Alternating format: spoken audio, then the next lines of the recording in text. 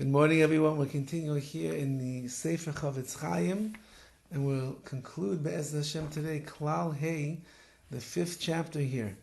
And he writes, V'dad k'shem sha'asa lahitzi diva al chaver, just like you're not allowed to say something negative about another Jew. Kein al chafatzav asa lahitzi diva, so too you're not allowed to say not nice things or negative things about his merchandise, about his business and the like. And this is quoted from Rabbeinu Eliezer Mimitz v'Sefer Yereim, and the Sefer Yereim learns this out from where?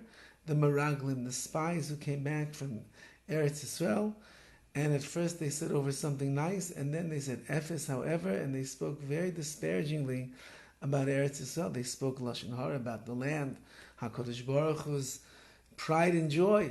So they were disparaging to a property that was a negative thing, and therefore we're not allowed to say negative things either. Unfortunately, this is found very often. You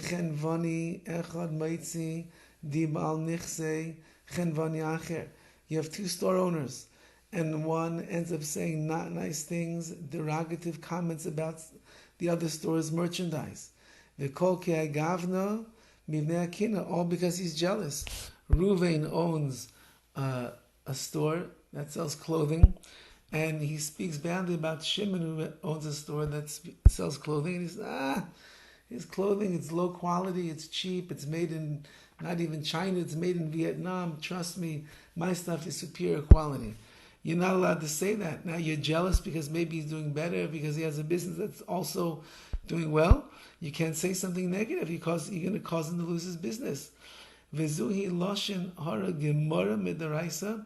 This is literally Lashon HaRa, and a person has to be careful. Now, if somebody asks you for your opinion of where you like to go shopping.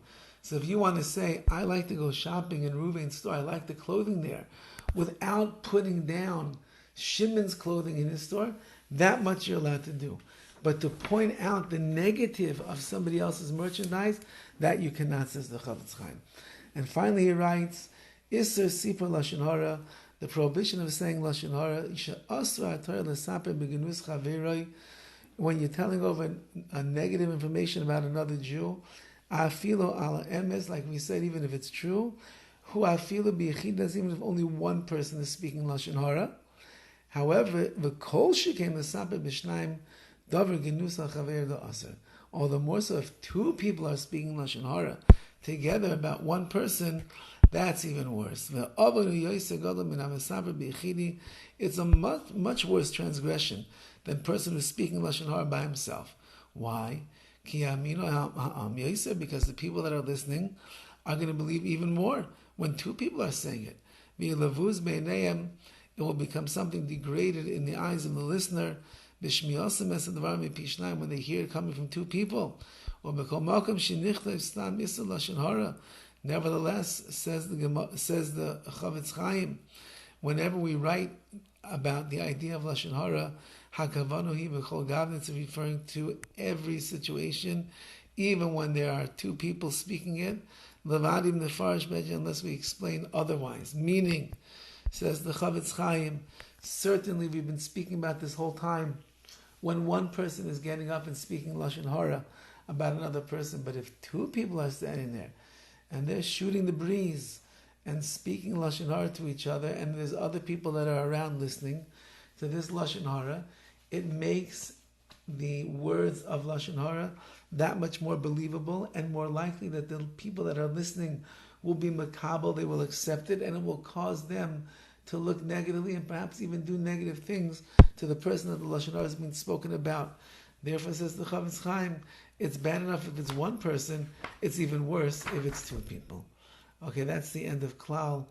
Hey, Emiyat Hashem, we will begin Klal Vav, hopefully Emiyat Hashem tomorrow. Have a wonderful day.